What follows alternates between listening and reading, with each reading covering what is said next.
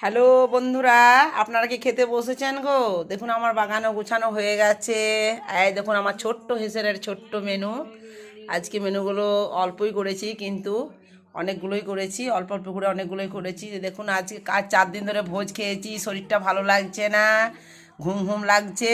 সেই জন্য একদম সাদা সাপটা মাঠা একদম রান্না করেছি। আজকে বড়ি আলু পোস্ত করেছি, এই দেখুন।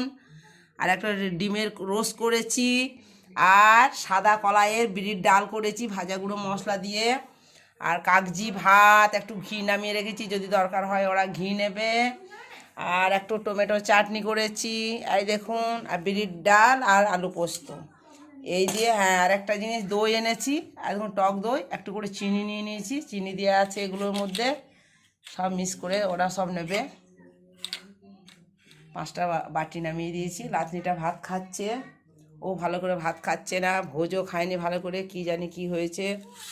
তো যাই হোক, আমরা কিন্তু সব রেডি করে নিয়েছি, বাগানা গোছানো হয়ে গেছে। এবার খেতে বসবে, ছেলেটা পুজো করছে।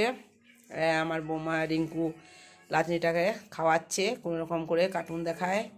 তো যাই হোক, আমার দিদি আছে, জামাইবাবু আছে, এখানেই খাওয়া দাওয়া করবে। ওরাও ভোজ খেয়েছে, ভালো লাগছে না বলে আজকে বিরি কলাইয়ের ডাল, বড়ি আলু পোস্ত, চাটনি আর একটু দই দিয়ে আমরা ভাত খাবো। ঠিক আছে বন্ধুরা, আমার এই ছোট্ট হিসারের ছোট্ট মেনু যদি অবশ্যই ভালো লাগে, লাইক কমেন্ট করবেন, পারলে শেয়ার করবেন। তাহলে এখানে রাখছি, আপনারা খেতে বসুন, আমরাও এবার খেতে বসবো।